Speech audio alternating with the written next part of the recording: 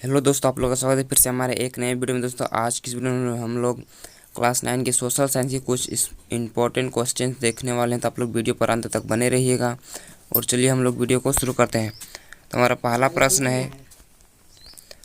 प्रश्न है कि 1815 में किस युद्ध में फ्रांस की हार हुई थी? किस युद्ध में हुई थी? तो वाटरलू ऑप्शन में इसका राइट उत्तर हो जाएगा। अगला प्रश्न सेकंड नंबर, क्रांति से पहले फ्रांसीसी समाज कितने वर्गों में विभक्त था? यानी फ्रांसीसी क्रांति के समाज कितने वर्गों में विभक्त था पहले, यानी क्रांति के पहले? तो वह 3 भागों में। ऑप्शन नंबर क्या हो जाएगा? ख इसका राइट उत्तर हो जाएगा। अगला प्रश्न है 3 नंबर, चर्च के विशेष कार्य को करने वाले व्यक्तियों के समूह को क्या कहा जाता था? तो वो पादरी वर्ग। ऑप्शन नंबर ग इसका राइट उत्तर हो जाएगा। अगला प्रश्न है 4 नंबर, फ्रांस का संविधान किस वर्ष बना? तो ये इंपॉर्टेंट है, तो 1791 ईस्वी में। ऑप्शन नंबर ग इसका राइट उत्तर हो जाएगा। अगला प्रश्न है हमारा यहाँ 5 नंबर कि फ्रांस में 1793 से 1794 ईस्वी के मध्य के काल को किस नाम से जाना जाता है? तो वो आतंक का राज। ऑप्शन नंबर क इसका राइट उत्तर हो जाएगा। अगला प्रश्न 6 नंबर, 1917 से पूर्व रूस पर किसका शासन था? किसका था? तो जार निकोलस प्रथम। ऑप्शन नंबर इसका क राइट उत्तर हो जाएगा। अगला प्रश्न है हमारा 7 नंबर कि रूसी संसद का क्या नाम था? तो वह ड्यूमा। ये भी वेरी वेरी इंपॉर्टेंट है। ऑप्शन नंबर घ इसका राइट उत्तर हो जाएगा। अगला प्रश्न है बोल्शेविक पार्टी का नेता कौन था? तो ये लेनिन था। ऑप्शन नंबर क्या हो जाएगा? क इसका राइट उत्तर हो जाएगा। अगला प्रश्न 9 नंबर, रूसी क्रांतिकारियों के मुख्य उद्देश्य क्या थे? तो इसका मुख्य उद्देश्य क्या था? तो इसका ऑप्शन नंबर क्या हो जाएगा? डी, यानी गैर रूसी जातियों को समानता का दर्जा देना। ऑप्शन नंबर घ इसका राइट उत्तर हो जाएगा, यानी सभी। इसका राइट उत्तर क्या हो जाएगा? घ, यानी सभी।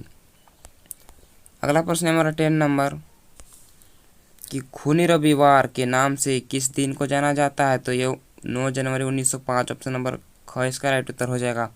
अगला प्रश्न है भारत का क्षेत्रफल विश्व के कुल क्षेत्रफल का कितना प्रतिशत है? तो अब से हमारा ज्योग्राफी का स्टार्ट हो गया है, तो 2.4%। 12 नंबर है भारत का मानक याम्योत्तर रेखा कौन सी रेखा है? तो कौन सी है? तो 82.30। ऑप्शन नंबर ग इसका राइट उत्तर हो जाएगा। अगला प्रश्न है 13 नंबर, कर्क रेखा किस राज्य से नहीं गुजरती है? तो ये उड़ीसा से। ऑप्शन नंबर घ इसका राइट उत्तर हो जाएगा। और यह तीनों राज्य से कर्क रेखा गुजरती है। अगला प्रश्न है हमारा 14 नंबर कि विश्व का सबसे ऊंचा शिखर माउंट एवरेस्ट किस देश में स्थित है? तो किस देश में है? तो यह नेपाल में। ऑप्शन नंबर ग राइट उत्तर हो जाएगा।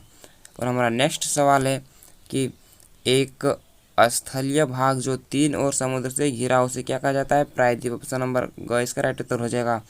अगला प्रश्न है बाढ़ वाले मैदानों के नए तथा युवा निपेक्षों को किस नाम से जाना जाता है? तो वो खादर। अगर नया चीज होगा तो खादर, और अगर पुराना मिट्टी बोलेगा तो क्या हो जाएगा? बांगर। ऑप्शन नंबर क्या हो जाएगा? इसका ग राइट उत्तर हो जाएगा। अगला प्रश्न है कि गोवा के दक्षिण में स्थित पश्चिम तटीय पट्टी को किस नाम से जाना जाता है? किस नाम से जाना जाता है? इसका करेक्ट आंसर क्या हो जाएगा? ऑप्शन नंबर सी, यानी ग, कोंकण। अगला प्रश्न है किस द्वीप का निर्माण प्रवाल भित्ति से हुआ है? तो लक्षद्वीप का। ऑप्शन नंबर क इसका राइट उत्तर हो जाएगा। अगला प्रश्न है 19 नंबर कि विश्व की सबसे बड़ी अफवाह द्रोणी किसे कहा, मतलब किस नदी का अफवाह द्रोणी सबसे ज़्यादा किस नदी का है? तो अमेजन। ऑप्शन नंबर क इसका राइट उत्तर हो जाएगा। अगला प्रश्न 20 नंबर, कौन सी नदी अरब सागर में गिरती है? तो नर्मदा और ताप्ती है। तो नर्मदा कहाँ है? नर्मदा ग। ऑप्शन नंबर ग राइट उत्तर हो जाएगा। अगला प्रश्न 21 नंबर, यहाँ लमपुर नहीं होगा, पालमपुर होगा। पालमपुर गांव की कहानी, पालमपुर गांव की कितनी प्रतिशत जनसंख्या अपने आजीविका के लिए कृषि पर आश्रित है? तो 75%। ऑप्शन नंबर ग राइट उत्तर हो जाएगा। अगला प्रश्न 22 नंबर, खरीफ फसल की अवधि क्या है? तो जून से अक्टूबर। ऑप्शन नंबर क राइट उत्तर हो जाएगा। अगला प्रश्न है यहाँ पर कि हरित क्रांति का संबंध है तो किससे है? तो यह खाद्यान्न के उत्पादन से। ऑप्शन नंबर क इसका राइट उत्तर हो जाएगा।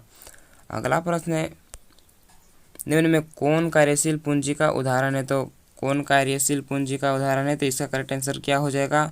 यानी नगद पैसा तथा कच्चा माल। ऑप्शन नंबर ग राइट उत्तर हो जाएगा। अगला प्रश्न 25 नंबर, निम्नलिखित में से कौन एक गैर कृषि क्रिया है? कौन है? तो खाद एवं बीज की बिक्री। ऑप्शन नंबर ग राइट उत्तर हो जाएगा। बाद बाकी सब गैर कृषि नहीं है, ये सिर्फ कृषि की क्रिया है। अगला प्रश्न यहाँ पर कि नीचे दिए गए कथनों को ध्यानपूर्वक पढ़िए। कथन 1, जब मानव संसाधन को शिक्षा तथा स्वास्थ्य के द्वारा विकसित किया जाता है तो तब इसे मानव पूंजी कहते हैं। और दूसरा है, मानव पूंजी में निवेश भौतिक पूंजी की भांति ही प्रतिफल प्रदान करता है। तो ये कौन सा कथन सही है और कौन गलत है, तो यहाँ पर बताना है। तो इसका राइट आंसर क्या हो जाएगा? इसका राइट आंसर हो जाएगा सी, यानी कथन 1 और कथन 2 दोनों से, यानी क्या है, ये दोनों सही है। अगला प्रश्न 27 नंबर, किस प्रकार की जनसंख्या अर्थव्यवस्था की परिसंपत्ति है? इसका राइट आंसर क्या हो जाएगा? निशिक्षित एवं स्वस्थ जनसंख्या, और शिक्षित एवं अस्वस्थ जनसंख्या, और अशिक्षित एवं स्वस्थ, यानी शिक्षित भी रहना चाहिए और स्वस्थ भी। क्या हो जाएगा? क इसका राइट उत्तर हो जाएगा। अगला प्रश्न है, नीचे दिए गए कथनों में से कौन सा कथन बेरोजगारी को सही तरीके से प्रभाषित करता है? तो ये दोनों कथन में, मतलब ये 4 कथन में कौन सा है जो बेरोजगारी को अच्छी तरीके से परिभाषित करता है? इसका राइट आंसर क्या हो जाएगा? यानी बी, जब प्रचलित मजदूरी की दर पर काम करने से इच्छुक व्यक्ति को रोजगार नहीं मिलता।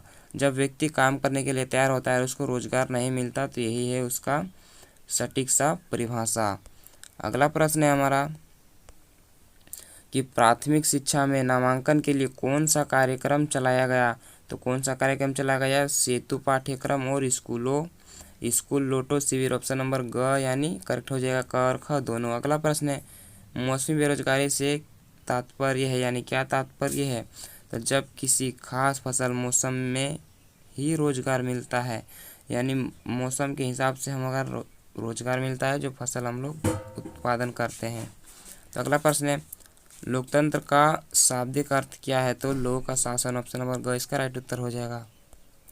अगला प्रश्न है यहाँ पर हमारा 32 नंबर, कि इनमें से कौन सा लोकतंत्र की विशेषता नहीं है? तो कौन सा नहीं है? इसका राइट आंसर क्या हो जाएगा? एक ही राजनीतिक दल का शासन। ऑप्शन नंबर ख इसका राइट उत्तर हो जाएगा। अगला प्रश्न है 33 नंबर, इनमें से कौन सा कथन गलत है? तो इसका राइट आंसर क्या हो जाएगा? इसका राइट आंसर हो जाएगा सी, यानी लोकतंत्र शासन का एक रूप है जिसमें वंशानुगत शासक द्वारा शासन चलाया जाता है।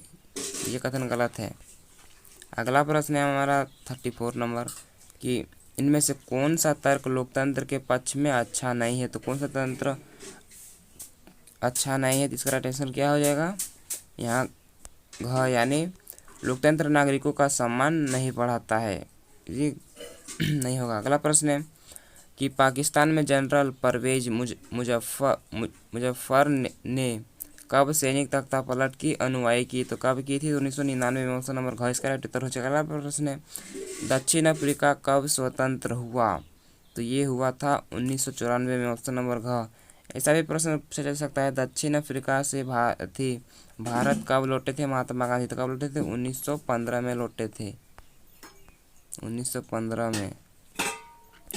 अगला प्रश्न है 37 नंबर, रंगभेद की नीति इनमें से किस देश से प्रचलित है? तो दक्षिण अफ्रीका। जब गांधी जी दक्षिण अफ्रीका गए थे तो गोरे और काले का उन्होंने आंदोलन किया था दक्षिण अफ्रीका में। तो रंगभेद यानी वहीं गोरे काले का, अगर गोरे काले का बोल दे तो दक्षिण अफ्रीका में होगा। अगला प्रश्न है, भारतीय संविधान सभा में सदस्यों की संख्या कितनी थी?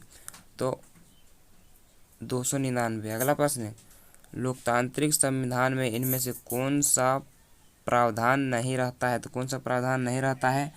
तो शासन प्रमुख का नाम। ऑप्शन नंबर ख इसका राइट उत्तर हो जाएगा।